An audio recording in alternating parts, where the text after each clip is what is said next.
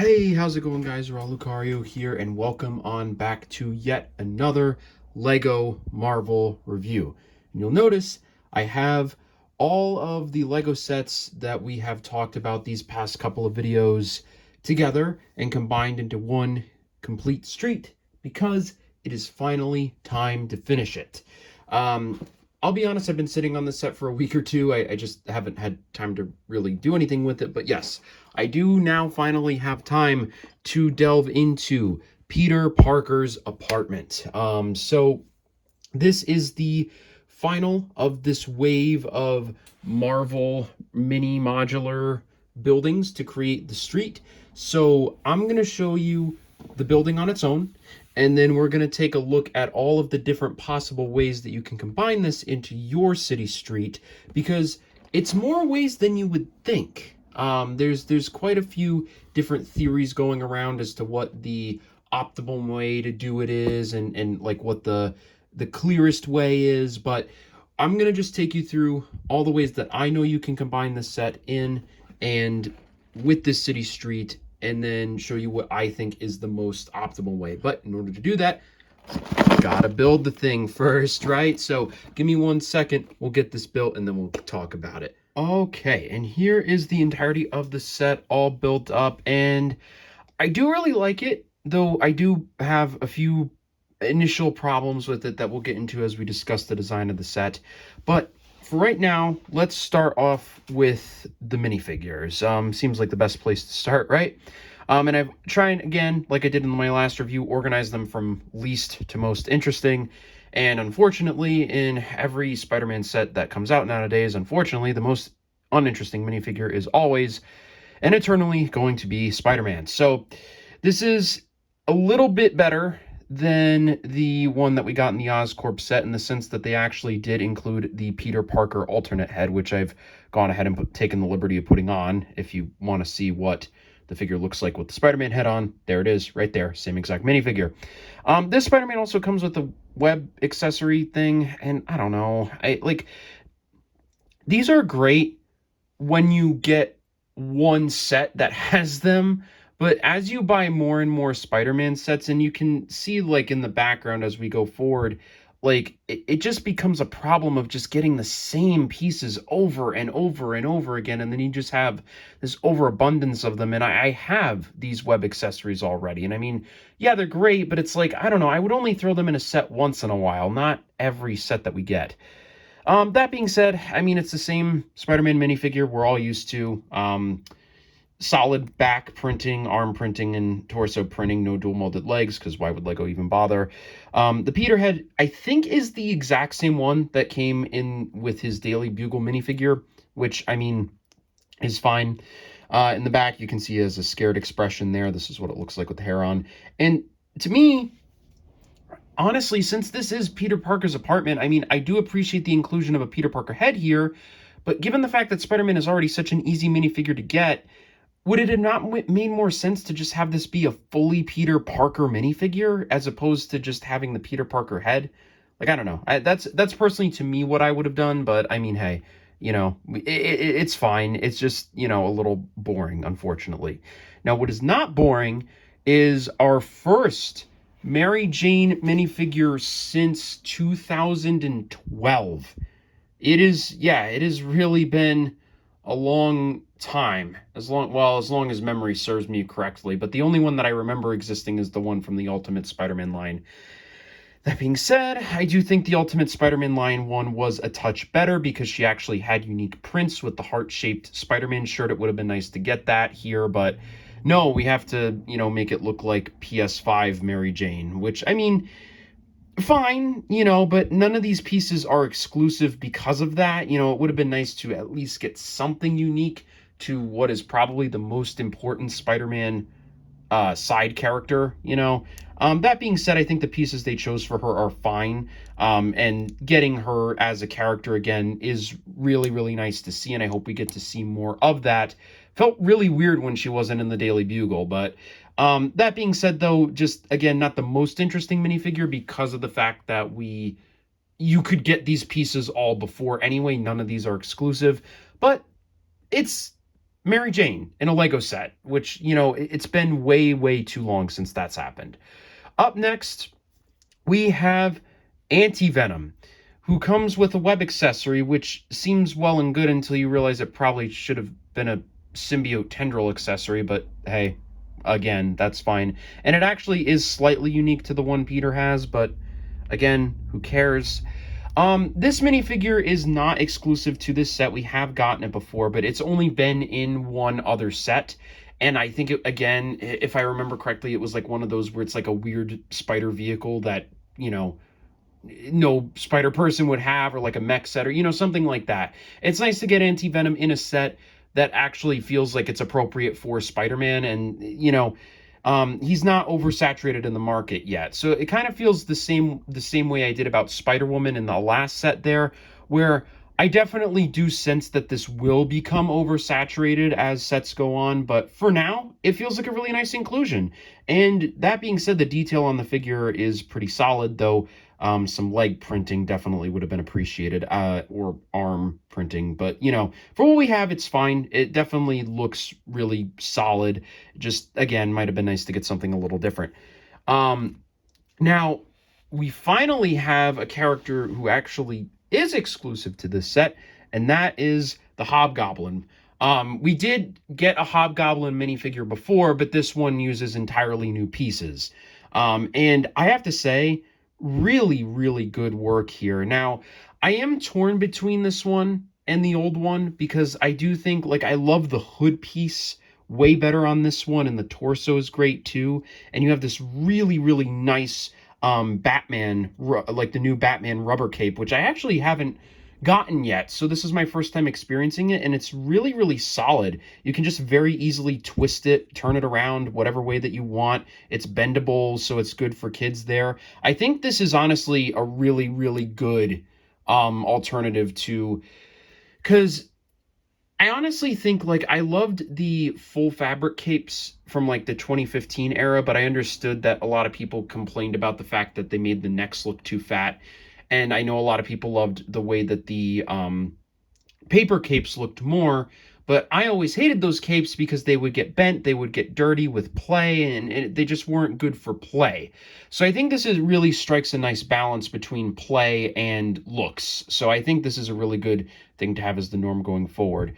Sorry to go on that tangent, but anyway, the thing that does really stink is the legs. The original Hobgoblin, I believe, had side leg printing, and this one does not have that. That being said, the front leg printing is really good, and it's the only character in the set to get leg printing, so solid choice there. And the face, I don't like the comically large eyes either. I think the other Hobgoblin's face was better proportioned. That being said, the detail work on the face is still really, really good. And he also does have nice back printing too, showing that satchel there, where he likely keeps his pumpkin bombs. So overall, I think the minifigure selection is really solid. I just would have maybe preferred to see Peter Parker as opposed to Peter Parker's head on Spider-Man. It just, you know, it's just a little bit dull in comparison to what we've been getting, and also not really much of an excuse in the long term either, because the Peter Parker that we did get in the Daily Bugle was, like Mary Jane here, made of grab bag pieces, so it wouldn't have cost Lego anything to reproduce those. But anyway, we can now finally start getting into the set once again. So if you've collected every single one of these sets to make the full street, you are now going to have 3 of these webnet things, and that's, again, that's assuming that you don't have any other Spider-Man sets. These are pretty cool. You just take a minifigure, and you can grab this on the side here and then make a nice little trap for him. And then there's this little white piece that extends, so anywhere that there is a hole in the set, you can plug it into and then stick them to the wall. It's a nice idea and a nice concept, but like I was saying before, do you really need 3 of these? Like, they're just kind of oversaturating the pieces a little bit, so that's a touch unfortunate there. But it is cool. Definitely really, really like this, but just, again, would like to see them stray a little further away from that. Then we also have a couple of additional web pieces here. We've got these. I don't really think those matter too much. The next thing, though, is these web handcuffs. That's just because of the mold, but basically all you do, there is a clip in one of them, not both, that you just have a minifigure hand grab onto, like so, and then you just slide the hand in like this, and then they're handcuffs and webs. It's a nice little thing, but again, I'm sure you've seen that piece before, but I just want to address you do get it here as well. And then we have a couple little fire pieces here. These can stick on any one singular alone stud. It will not work if there are multiple studs next to them, but these are fine. Lego's probably been doing this build since before the new fire mold piece was introduced, so that's been going on for a while, but nice to get them there. Then we have two little side builds. We've got this spider robot thing, and then we have the Hobgoblin's glider, which actually is constructed differently to the Green Goblin's glider, which I was not expecting. I'll talk about the Hobgoblins first. You just gotta stick them on here, and then you have these two pumpkin bombs, which the hairpiece is now removable, unlike before. I believe this is the same printing used as the Green Goblin's pumpkin bombs. Oh, I can actually check. Yep, exact same pumpkin bombs as the Green Goblin, which makes sense. But yeah, so these are really cool because you can have the Hobgoblin hold them unignited, and then you can stick the hairpiece on and have them be ignited when he's ready to throw them. And it's nice that the glider does actually include storage for them, so you can just have him be flying like this. The articulation on this glider is actually kind of interesting because you have this back jet that goes up and down. That's not really that big of a deal, but the wings are actually on this rotating, so you can actually move the wings back and have them angled for a more like direct flight, or even have them pushed all the way back if you really want to, and then they do angle up and down like this. So really solid little build there. I think it works really well. My only complaint with the set is that unlike the Oscorp thing, which has the J-hook that I'm realizing now you can't see, this build unfortunately does not have a way to really display this glider anywhere without it just looks like he's just sitting on top of it, which it's fine. It does its job, but it is a really solid glider build, and I do like it. This, however, is fucking useless. It's just a waste of pieces. You can see I didn't even align the sticker properly because I didn't care about it at all. It's just a useless spider vehicle that makes no sense. I mean, you can have a figure sit on top of it, I guess, and then, they have this little control stick that they can control it and then walk around. And you could also, I guess, stick it on, maybe. I actually haven't tried and see if... No, you can't. These aren't stud compatible, my bad. So, yeah, I don't know. I mean, it's fine for what it is. I don't know. I don't really see it as being useful. It's more of just like one of those like play feature for kids type of deals, which is fine, but I don't know. It just seems like kind of a waste of piece count, more so there to just drive up the price of the set.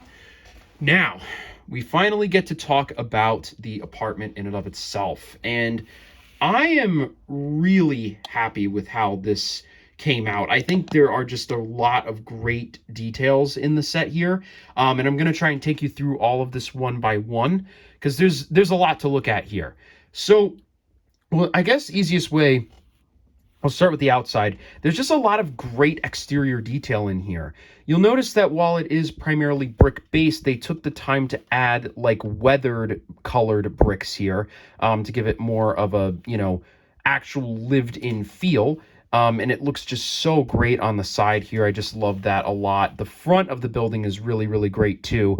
You've got nice little web details, which are very easily removable if you don't want them there. They just slide into any of these holes, which is great. I just leave them there because that's how the set has them. Same thing with this spider. Again, just easily removable. So if you don't want them there, you don't have to have them. Nice sticker 410. This is actually the apartment number that Peter lives in the comics, so that's a really nice little detail there. Love all of the windows, by the way. A little bit of an annoyance to put together, but when it comes together, they do really frame out everything well. And I also love the attention of detail too of making the accent colors Spider-Man's colors, the red and the blue. I think that was a really neat idea, and it lets you know, hey, this is where Spider-Man lives. Just the really solid little visual detail there. And I love that a lot. Then on the side here, we have this sticker, mentions Daily Bugle, J. Jonah Jameson, and then Spider-Man is graffitied over it, blah, blah. Couple of things in here that are interesting to note. One, the obvious Amazing Fantasy 15 reference. That's really nice to see. Two, this version of Jonah actually uses the same design as the Raimiverse Jonah that came out in the Spider-Man Subway set, which I have yet to get, but I will when I can. I just didn't really see it as being a priority to review just because it's not compatible with this system. But that being said, it's fine, but I don't know that it really makes a whole lot of sense when that set is from a specific thing and this is the more general theme. But just an interesting thing I thought I'd note. I also love all these little flower beds here on the windows and the air conditions. Really simple, neat little builds that help bring out the curvature in the build. And I love that classic, like, Queens, New York, come out curved windowsill. That's just great. I love that a lot. But it's time to take a look at the inside of the apartment now. So we can go ahead and just turn this around like this. It's very easy to do. One thing I do want to bring attention to is the door. You'll notice that unlike pretty much any other Lego door, the door actually goes in like this. This is purposeful. Make sure you build it like this. With most builds, I would say, it doesn't really matter, but there is a legitimate reason why the door opens in, which we'll get to in a couple minutes. Now, on the bottom floor, again, you'll notice they kept the idea of keeping the red and the blue, the Spider-Man costume colors in the furniture, which I think is a really smart idea there. You'll notice there's a little pizza on the counter here, a pot, a sink, which unfortunately doesn't have a divot in. That's a little annoying. And then you have these drawers, which, I mean, are the openable drawers if you can reach inside. There's nothing in them, but they do open and they are there. And then you do have the seating so that Peter and Mary Jane can sit down and have a dinner or whatever. The problem here that I find, and this is my big problem number one, this base plate, the reason why it's this size, there is a reason. And like I said, we'll get into that in a couple minutes. But if you're having it on its own, it is too small. It is too small because, like, you'll see, it is just, like, impossible to really get a figure effectively in there. I mean, you can if you move the cups out of the way, but even then, it's very cramped, and it's really hard to place them on the studs. And like you can see, I wasn't even able to do it. I mean, you can if you work at it, but you have to really work at it. And then you have to angle the cups in a specific way, so that way the characters can actually fit in the table. It's just a little bit of an annoyance, but overall, I love the look of it. Like, it looks really cool, but it's a little annoying, unfortunately. You have a little beater on the wall, and then there are two little superhero jumpers here, and this is here for a reason. So the idea here, and I'm just going to move that out of the way. The idea here is that you could have Peter talking to MJ on the ceiling. So you would just come in here, have to lift it up, and then you can have... Ooh, you have to be careful, though, because it can... In all honesty, it might be easier if you just remove this. It's a little difficult to reach in there. But yeah, just stick Peter on there like that, turn it around a little bit, and then attach this back into the wall there. And I really hope that didn't... Sorry, I just thought that might have come off. But yeah, if you just attach that back in... And then you can have Peter be angled and, like, actually talking to Mary Jane on the ceiling. It's really, really cool. Like, I think that's a really, really good concept and idea. The problem is you just don't have a whole lot of space to work with. But yeah, you can have him posed like that and then have MJ sitting at the table like this, and then they can be talking like that, which I just think... I don't know, I think that's a really, really nice idea, and it makes a really cool little display. And when you have it down like this, you're never actually going to really see that superhero jumper. Another thing that you can use it for, which personally I was using it for, is I like to have Spider-Man's mask kind of like almost like he webbed it up onto the ceiling. So I think that that's also a cool thing as well. Again, just it because of the space that you have to work with, it's just not the easiest to really get it in there, but you can. And it does work. It's just a little finicky, unfortunately. Now, moving on up to the second floor, there's a lot more to talk about here. So we've got a couple of things going on. So one, you'll notice there is a sticker on the side of the wall that mentions a couple of Peter's little winnings here. So you've got a science fair poster, a prize that I believe doesn't exactly say, but that logo could mean it's from Pym Labs. That's kind of like their logo there. Then there's also a picture on the bottom left. You can see Peter winning a science trophy as a child. And then you can also see he has this Oscorp poster, which is the same design as the Oscorp building here, which is really nice. Then you also notice he has this poster here, where apparently he seems to be designing the Iron Spider suit. And this is actually attached to a fold-up bed. So you just have to reach up in there and you can fold the bed down like that. And there's a little video game controller. Just move that out of the way.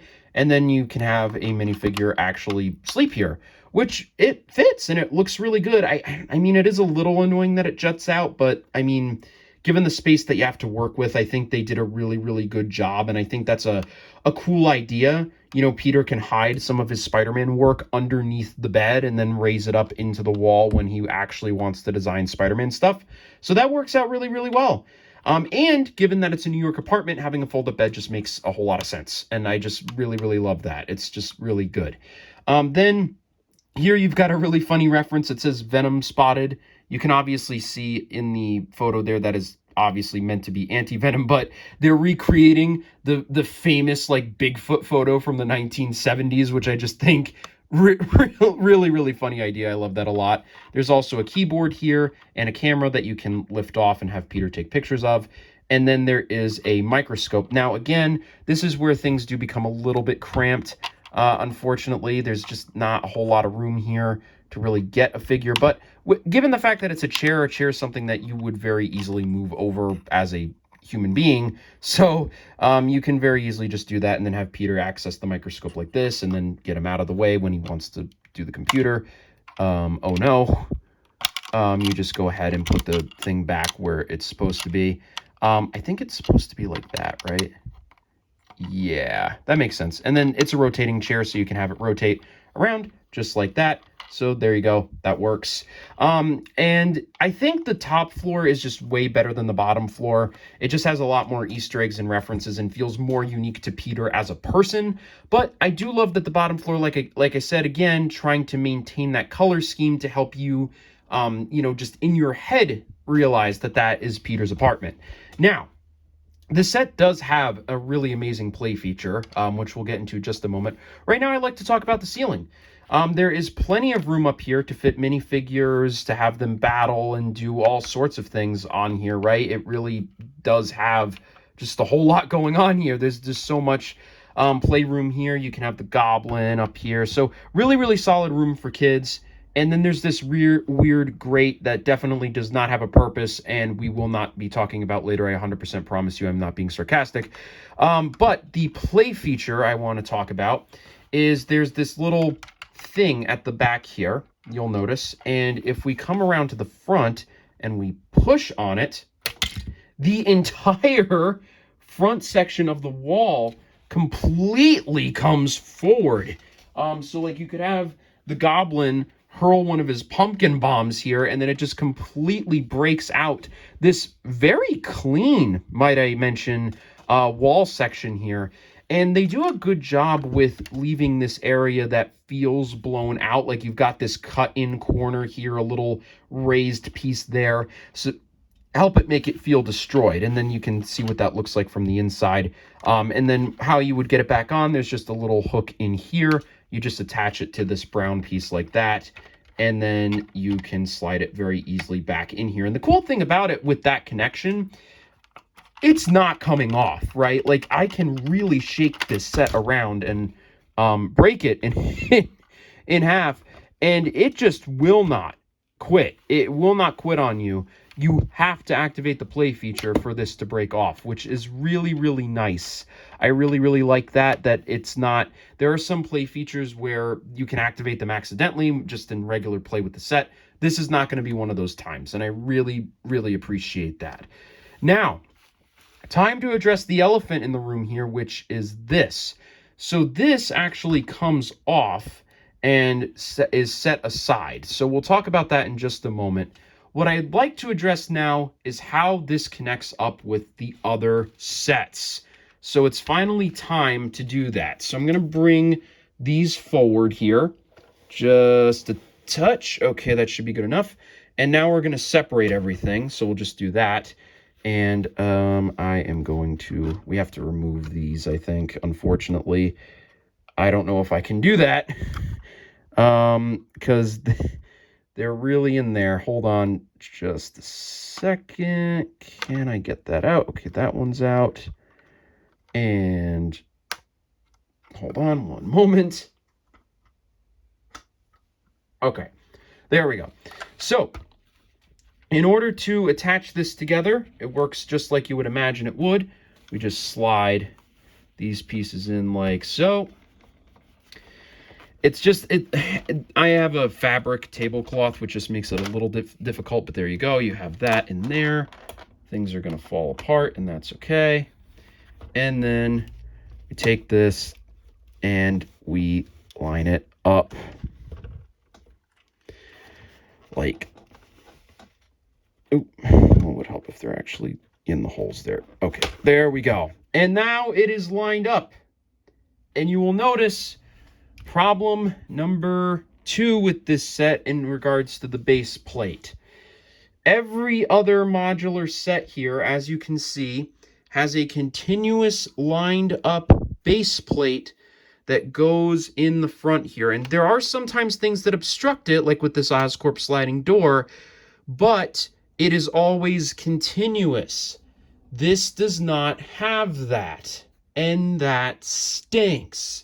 Now, again, there is a reason for this, which we're going to get into in just a moment, but I really wish there was an option to maintain this. Right now, in order to do that, you would have to modify the build, and that's not great. And especially given the fact that they don't really show you that you're supposed to do this, you know, like, you wouldn't know to do this, what I'm about to show you, unless you're able to figure it out. And if you're not able to figure it out, then you look at this and it just doesn't look good. And the thing is, if you want it here, like say you want it on the ground, then it just breaks it up, and it's not great. There should have been an alternative way to get that to stay, but it's all right. Because, like I said, there is always a purpose. So let me go ahead and just reset here really fast. And by fast, I mean slow. Okay. We're going to have to disassemble all this. All right, give me just 1 second, and I will do this off camera. Okay. Now, I have grabbed us 3 buildings of interest here. And you will be able to see where I am thinking that this goes. So there is the, of course, apartment that we were just talking about. There is the gas station and the Marvelous Jewelry building. Now, I'm going to set these aside for just a second, just split them apart a little bit so we can focus back on the apartment. Now we get to talk about this piece. So this piece is connected up here. You just align these 2 holes to these 2 studs, but you also notice there's 2 studs here. So what we can do is we can just come around to the front and attach this like this, and look at that. Now it is a balcony. So that's why I said it was important to make sure you have the door open like this, because it won't open if you have this in front of it. But you can very easily have a character. Well, you can have a character stand there if you don't drop them. I guess we're just gonna have to use anti-venom because I am not picking up Peter Parker right now. Just have a character attach in like this, and you can see them standing out in front of the balcony. So what does that mean we can do here? Well, it means that we can take one of these sets and stack it right on top. And now the fact that there is no platform extending out to the street makes a whole lot more sense, right? You're meant to use this in order to actually complete one of these buildings. Now, the reason why I have this one is because when we take a look at this, right, like this looks good. It does, right? But you'll notice that especially as we come to the side here, this and this just doesn't make a whole lot of sense, right? A lot of people will tell you this is the building that you're supposed to do, but I actually don't think so. What I actually think we're supposed to do is take this whole thing off of the base like that. And okay. All right. Well, you know what? The Peter Parker household is just not going to have any cookware for right now. All right. We'll attach those back later. So you take that off. And then if we come back to this building, we'll notice that this building is a very similar beige / brown on the bottom here as this building, and that this top section is a very similar color of red as this building. So what I think we're supposed to do, take the top off of this, bring it around to the front, put that there, and then take this and put this here, and that to me makes a hell of a lot more sense. This is now a way more continuous and consistent color palette that carries throughout here. Same thing along the lines here. So now we get these two large buildings that connect up, and you can see, well, I mean, it won't work perfectly, but you can see how these will stack up in the back here. So this is how I think that these buildings are supposed to go. Now, of course, it's your play set. You can do what you want with it. Obviously, I'm not trying to tell you what you should or should not do. But to me, just given the color palettes of the building and given everything that you're supposed to do, this to me makes the most sense at the very least. Now, let's talk about this building in the way that it's supposed to be, like at least on top of another building, right? This is such a cool idea, and I love the fact that you actually that you wouldn't really know. You know, like that's such a cool thing. It just stinks that the designers don't tell you on the instructions that you can do this, because again, if you were to not realize that this is the intention here and just think like, oh yeah, this is something you can do but not what you're supposed to do, you may not really use it, and that to me is a real shame. It just really is such a cool, you know, aesthetic here. And now if we actually combine both play features from the building, we knock out the window, break that, and then we push out the front like this, again, that's another connection that just makes it make a whole lot more sense. Got the broken window down here. You got this blown out at the top. I just think that these were meant to go together. There's just so many reasons why it makes sense to do that. So I love the overall end result, right? Like I love getting to this point. I just wish that the designers did make it a little bit more clear to the general audience. Because I mean, if you weren't watching this video, right, or, well, I mean, not that it's a hard thing to figure out, but okay, like let's say you're a 5-year-old kid, right? You're a 5-year-old kid, you get all these sets, you love them. You're not going to necessarily think to do that. So I just think it would have been a good idea for the designers to put that idea in people's heads and show them that that's what was intended, because especially like without that, not having that extended foot traffic here, or base plate, I should say, really is a design flaw otherwise. Given the fact that this is what you do with it, it's not, but it very well, it's just, you know, it's not a good flaw for the set to have. So I think they should have made people more aware. That's all I'm trying to say. I'm starting to ramble a little bit, but anyway, this is how I think things are supposed to go. As for how you line up the street, that's up to you. I mean, I thought about doing a video of like, oh, this is the definitive way to line up your Marvel City street, but I really think that there are so many different ways you could do it. I don't really feel the need to do that, to get an extra video out of these sets. I mean, this is what they all look like together, right? This is what you have here. You can curve it if you wanted, do something like that. I mean, there's so many different options here, and I just love I love this wave. I think that's what it comes down to. I'm just gonna leave my final thoughts on the wave here, I guess. Like, this is just such a great idea. It just offers so many unique forms of play. And again, you can also even do something like this. Like, I didn't even attach it together, but now I'm able to get an even like larger curve around. Like, there's so many different options and play features with this wave, and I just love it. Love it so much. Love the apartment set. Love all of these sets. They just did such a good and unique job with being able to bring the modular system that so many people love and enjoy into a more affordable price bracket, which I just hope they continue to do. And again, I'd love to see this in waves like Lego DC, Lego City, Lego Friends even could benefit from having this type of modularity to its sets. So I just really hope we get to see this moving forward. And I hope you guys have enjoyed my review of not only the apartment, but of this whole entire wave, because I really, really enjoyed making it. And if you guys did enjoy it, please leave a like, comment, and subscribe. And I will see you all in the next one. Bye now.